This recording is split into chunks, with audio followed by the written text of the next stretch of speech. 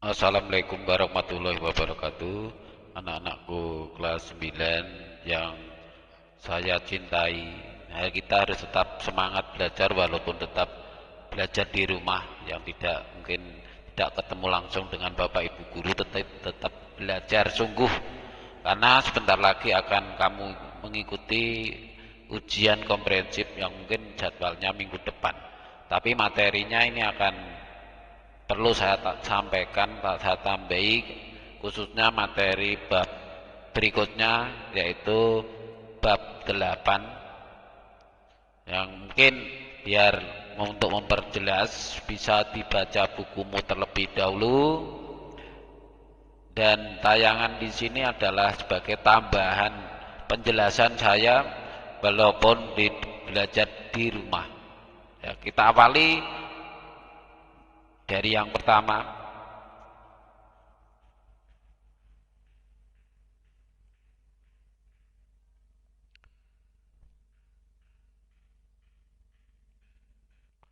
Bagian yang akan kita pelajari nanti ada 3, sehingga nanti dimungkinkan nanti tayangannya ada 3 video yang berbeda. Yang pertama akan untuk video yang pertama partikel penyusun benda mati dan makhluk hidup, sedangkan nanti video berikutnya proses bentukan molekul, dan video berikutnya sifat dan kegunaan bahan serta pengaruhnya dalam kesehatan.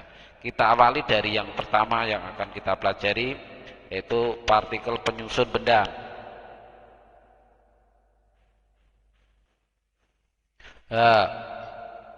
Partikel penyusun benda mati dan makhluk hidup yang akan kita pelajari nanti juga ada 2 kegiatan, yaitu molekul penyusun benda mati dan makhluk hidup, serta yang kedua partikel dan atom penyusunnya ini. Untuk molekul penyusun benda mati dan makhluk hidup, bahwa setiap materi atau bahan yang berbeda tersusun atas molekul berbeda, sehingga atom-atom penyusun juga berbeda. Tetapi kita harus tahu bahwa molekul itu apa, ya, atom itu apa. Ya, nanti kita bahas bahwa sebetulnya materi atau mungkin dikatakan zat tersusun atas benda yang kecil-kecil. Nah, benda-benda yang kecil itu nanti ada yang namanya molekul, ada yang namanya atom.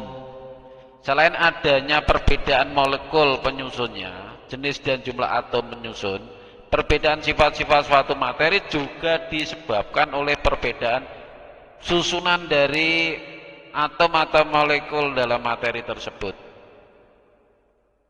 Sebagai contoh gambaran ini ya, ini kita pelajari ya, dari gambaran ini tolong sambil baca buku biar lebih jelas. Dan nanti kita awali dari partikel atom. Bahwa atom tersusun atas partikel-partikel subatom. Bagian atom itu adalah bagian terkecil suatu zat yang tidak dapat dibagi-bagi lagi, itu menurut John Dalton. Jadi sebetulnya atom tersusun atas partikel yang lebih kecil lagi yang disebut dengan elektron disimbolkan dengan E, proton disimbolkan dengan P, dan neutron disimbolkan dengan N. Atom bermuatan netral apabila atom memiliki jumlah proton dan elektron sama banyak atau muatan positif dan negatifnya sama, sehingga dikatakan bahwa dia netral, tidak bermuatan listrik. Nah, ini kalau digambarkan atom itu bunder bulat seperti ini, dan di dalamnya ada bagian yang bulat-bulat lagi, namanya adalah subatom. Nah, ini atom itu berkulit-kulit ini, ya, berbentuk kulit-kulit. Ada kulit yang paling banyak ada 7 kulit atom ya. Dan masing-masing kulit ini memiliki jumlah partikel yang berbeda-beda.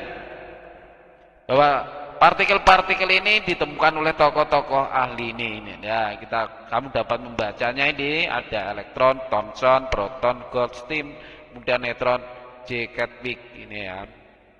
Kita lanjutkan teori atom yang pertama. Ini atom itu di beberapa pendapat ya, ada Dalton, Thomson, Rutherford, Niels Bohr, dan atom yang modern.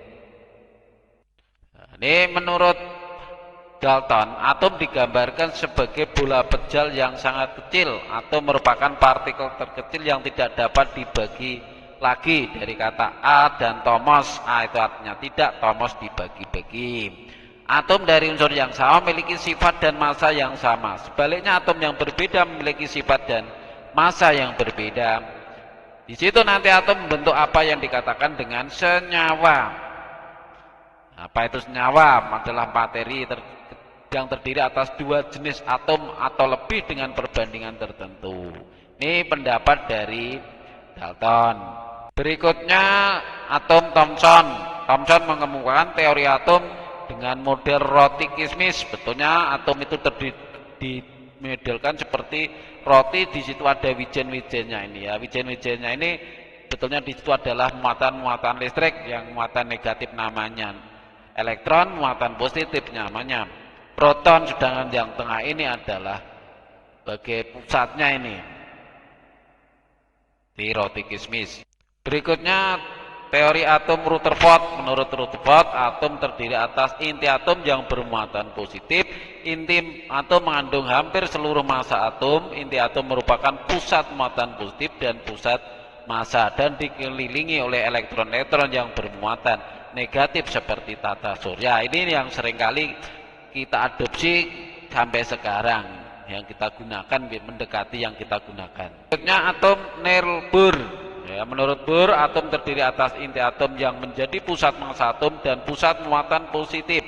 Sementara itu elektron bergerak mengelilingi inti atom pada lintasan atau orbit yang disebut dengan kulit atom. Kulit atom yang paling dekat dengan inti atom mempunyai energi paling rendah, sedangkan yang jauh memiliki energi paling tinggi. Apabila elektron berpindah dari atom, dari subkulit atau dari kulit-kulit atom, dari luar ke dalam atau dari dan penyebabnya, nanti ada energi yang diserap dan ada yang dikeluarkan. Apabila elektron berada dari kulit atom lebih luar, elektron akan menyerap energi, sehingga kalau pindah keluar dia menyerap energi, tapi kalau dia masuk dia akan memancarkan energi.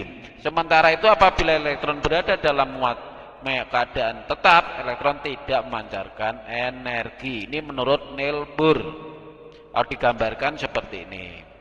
Ini yang seringkali kita gunakan adalah teori atom modern ini oleh Erwin Schrödinger ini ya. Ini dalam teori atomnya, bahwa atom tersusun atas partikel subatom, elektron, proton, dan neutron. Elektron mengelilingi inti atom dengan kecepatan cahaya, bergerak sangat cepat.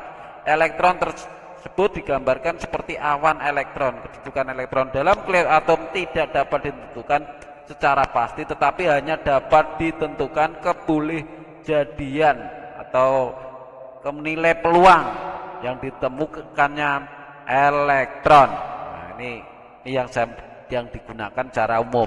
Kita lanjutkan bahwa atom memiliki simbol lambang. Nah, ini bahwa atom memiliki massa, atom memiliki nomor atom. Nah, di sini seringkali disimbolkan ada yang modelnya seperti ini, ada yang A dan Z-nya di depan, tapi ada yang Z-nya di depan, A-nya di belakang.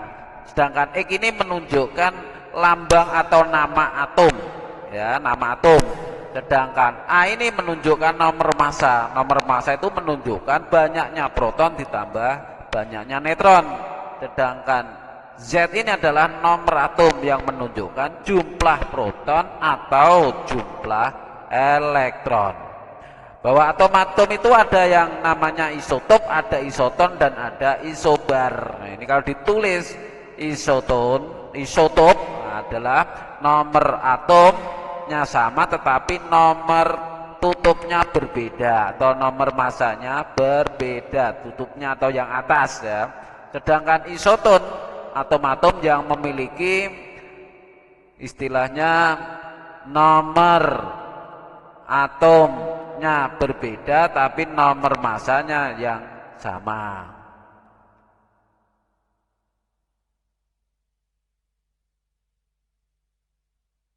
Ada isobar.